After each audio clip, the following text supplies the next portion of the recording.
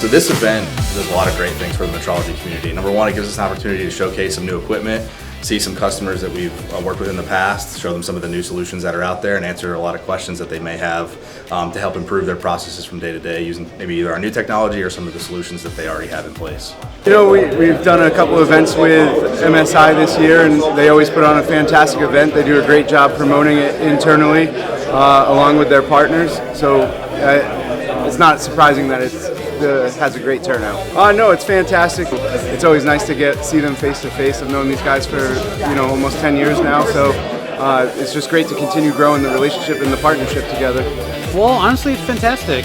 Being able to see a lot of different customers from the vendor side, I think is really great. And then, from the customer perspective, it's great for them to be able to see multiple vendors, all in one day, and kind of a mini trade show is really nice to have in their backyard.